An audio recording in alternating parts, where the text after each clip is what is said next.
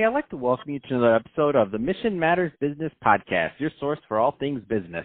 My name is Adam Torres. You can follow me on Instagram at AskAdamTorres. Keep up with my book releases, book tour schedule, signings, all that other good stuff.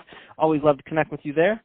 And as always, if you'd like to apply to become a co-author of one of my upcoming books, just head on over to the website, missionmatters.com, and click on Become an Author to apply. All right, so today I have DeAnne Connolly Graham on the line, and she's founder and president over at ROI Media Consultants. DeAnne, welcome to the show. Thank you for having me. All right, so excited to get today's topic, so the evolution of networking. But before we do that, let's get a little bit further into what you're doing over at ROI Media Consultants. Tell us a little bit more about the company, please. Sure. We are a business development company. So basically what that means is I focus on making advantageous introductions for people that want to work with me. So I'm able to put my clients in front of decision makers, the people they need to meet to advance their business, or potential end users. Man, that's exciting, and that's the reason why you're the one that I want on this show today for this topic. So the evolution of networking. You couldn't do what you do for your clients and also yourself without being an expert networker. So where do you want to start with this topic? Well, I will start with just a little bit of background. I was working for over 20 years with a local publishing company, and when 9/11 hit, I was the office manager, and when 9/11 hit, I was given the option of looking for another job or becoming a salesperson. So because I'd been there for so long, I knew the publication well. I did not want to be looking for another job in that environment, so I did start doing sales, but I wanted to do it in a more relationship-minded way. So rather than cold calling, telemarketing, trudging up and down with a briefcase, I became involved with a number of chambers, organizations, business associations that are expecting you to talk about their business. And what I found was that not only effective, but it was a lot more fun. So going to networkers and meeting people in their business environment, becoming involved on committees, becoming leadership in certain chambers was a way that I was able to, during a time when no one was buying advertising, to actually increase sales 20,000 year over year. And so it was an eye-opening experience for me. As I say, with networking, I realized that's a more efficient way to get business. People are expecting you to speak to them, and they're much more open to hearing what you have to say. But there's also, with networking, you also have to be careful, because I have found that people tend to do it incorrectly. They don't consider it the work. They forget the work part. So I encourage people that do join organizations to treat it as a marketing strategy, that you are there to meet people, not to eat and drink. You're not there to hang out with people you already know, unless you're developing a relationship. And you are also encouraged to get on committees so that you can work toe-to-toe with people, get down there in the trenches and show what you're capable of without selling. So you're not, not to be constantly selling, but more important to create those relationships. Man, I love that. And those tips are so, I mean, I'm not the only one listening to this right now or listening to what you just said. They cringed a little bit, because I feel like we've all made those errors at some point.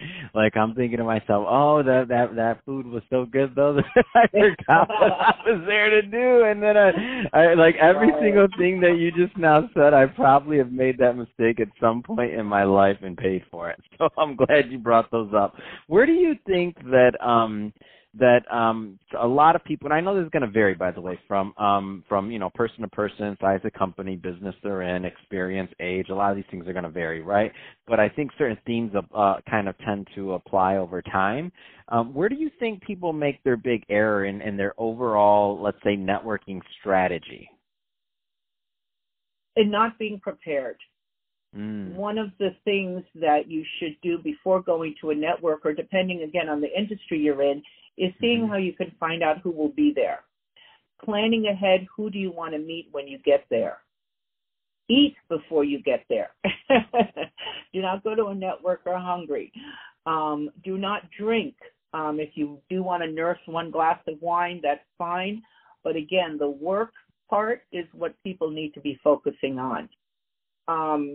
It's a good idea. A lot of organizations will have an RSVP list so that you can access and see who's going to be there. And again, plan your strategy. Who is it that I need to meet here? And go with that intention. The other mistake that people sometimes make is they're running around just passing out their business cards. No. Stand and talk. Spend time with people. It's much more important to make 3 or 4 quality connections than run around and throw your business card at everyone, because that card is going in the garbage if you have not created a relationship. So that's how it's been done for many years if people are doing it right. But I'm glad you gave us the context and kind of the starting point. So now, how does this evolution look that more and more people are going online? Right. So it's actually very interesting that more and more people are using online and technology. It brings another set of issues and challenges. But the great thing is that we have these wonderful platforms like LinkedIn and Facebook and Instagram, if they're used properly, can be even more advantageous for networking. So no one wants to see what I had for breakfast. I'm not posting my cat videos. I'm using my social media platform as another form of marketing. But again, you don't want to be constantly selling. You use the platforms to create relationships, and you meet people where they are. So LinkedIn, as we all know, is more of a professional platform. So that's a platform I always encourage business people to cultivate. Make sure your profile is clear and clean. You have a professional headshot. You're up to date if you've gotten awards of nonprofits you're involved in. Post articles. Tap into the industry that you want to work with and post relevant articles so that people will look to you as a resource. The same thing with Instagram and Facebook.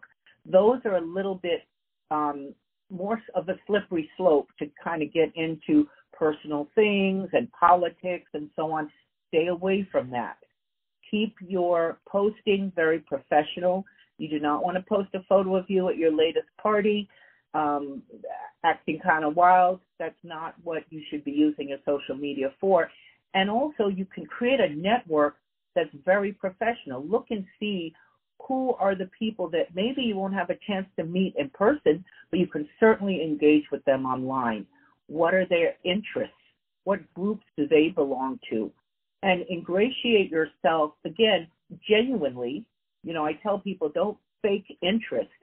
If I don't like golf, I'm not going to pretend I like golf, because it's going to come out pretty soon, pretty quickly, and then your credibility is shot.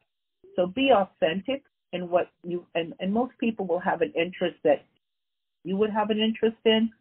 Be authentic about that connection and create that relationship online. Oh, I love it. And let's just talk just a little bit more about, in my opinion, and I tell people this all the time, about the importance of LinkedIn and what that can mean for them and do for their brand. Can you tell us a little bit more about that, please? Yes, LinkedIn is fantastic in that, again, it's almost always professional people that are there and very managerial CEOs, presidents are on LinkedIn. Mm-hmm. So you have an opportunity to connect with them where you may not be able to in person, but you want to make it valuable to be connected to you. So again, if you post articles, and maybe you're not a great writer, but you can repost. If someone writes something that's interesting, repost it, make a comment. If the person that you are interested in meeting is pretty active and posts things, comment on it. Make a reference to it. Use it as a way to create a genuine relationship when you might not, again, be meeting in person. But LinkedIn, I would encourage people to definitely get a profile if you don't have one and really fine-tune it. Make it something that showcases you in the best light. It's not a place to be humble. You do want to let people know what your accomplishments are. And put videos on there. That's something I haven't done myself yet, but I'm hearing from other people that if you're able to put a video, a short one, doesn't need to be anything lengthy, podcast, which you're an expert at, is also very effective. People are more and more listening to podcasts, watching videos, and if you can fine-tune that, and again, it doesn't have to be perfect. People want authenticity more than, the perfect editing or the perfect lighting. If you have something substantive to say it and put it out there. That's awesome. And don't worry, you're going to have a whole video from this episode, so don't worry. You got some video now there for you, DeAnne. So that'll help you break the ice there. So excited, and we're happy to do that for you, for coming on and sharing your expertise. So that being said, I do want to add one more thing, by the way, that sometimes we lose sight of, that's old school, but is definitely making a comeback and should make a comeback, is the handwritten note. Sending someone a handwritten note is so powerful because most people don't do it anymore. And I want to encourage everyone, if you see something, an article, something that is about someone that you want to meet or someone you want to develop a strong relationship with, cut it out. I know people don't use the newspaper anymore, or print it off of a digital platform and put it in a handwritten note, in a card. You would be amazed. They don't teach handwriting in school anymore. I'm worried about our children. They're not going to know how to do a handwritten note. But it's very, very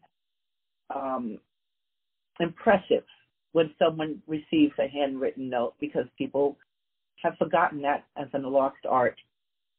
Oh, for sure, 100%. And that was one of my favorite things to do when I first graduated college, was making sure that I wrote a handwritten note to each one of my clients whenever they came on board, or like a thank you. I always did that, and I can't tell you how much business I got from that throughout the years. And I'll tell you a funny one too on my end, and I don't know anybody else has done this, but especially as you get to know your clients, start asking them for stuff. I always used to ask. I'd be like, they're going on vacation or something, I'd be like, all right, don't forget my postcard, don't forget. And you'd be so surprised. I have stacks and stacks of postcards from people, and it's funny, but people want to share their lives with you too. They want to just, you to be a part of it. So if you think of it as creating your community. So when I say networking now, I'm always telling people, I'm like, I don't even like the word. I know it's the word and we have to use it, but I like to think of it as expanding your community. So you're out there, and if you're, you're thinking about if you want to connect with somebody, like, would you want them to be part of your community? Would you want to share a meal with this person? Would you want to, if you start looking at things like that, then I feel like your bonds and your connections, they just become that much more meaningful over time. 100%. So DeAnne, if somebody is listening to this and they want more information on, speaking of connecting with you and ROI Media Consultants, what's the best way for them to follow up? Well, I do have a website. It is ROI Media Consultants. That's with an S, Inc.com. On my website are all of my social media handles, and I love to connect with people on my social media platforms. I'm on Facebook, LinkedIn, Instagram, Twitter, and I just started a YouTube channel. So all of those handles are on my website. I do have strong connections with the Miami Beach Chamber of Commerce. I'm the chair of their Women's Business Council. So I want to encourage people, again, the importance of belonging to business organizations. That the Miami Beach Chamber is doing some amazing work with our city in developing webinars and informational platforms that are great to tap into. And many other organizations are doing that as well. Another way to bring your networking online is to tap into those webinars. You'd be surprised to know the people that tune in and that you have something in common. You can discuss afterwards. What did you think of this, or what was your thought about that? That's another way to connect with people through these webinars and these Zoom meetings and go-to meetings that is becoming very prevalent now. Fantastic. Well, DeAnne, really appreciate you coming on the show today and sharing more about your background and all the great stuff that you're doing over at ROI Media Consultants. And to the audience, as always, thank you for tuning in. Hope you got a lot of value out of this. If you did, don't forget to subscribe to the podcast, leave a review in the Apple iTunes Store, and if you're watching this on our YouTube channel, Mission Matters Business, definitely give us a subscribe there, but also leave us some comments in the video. I mean, love to know what kind of things you're working on and what kind of products you have going. And DeAnne, thanks again for coming on the show.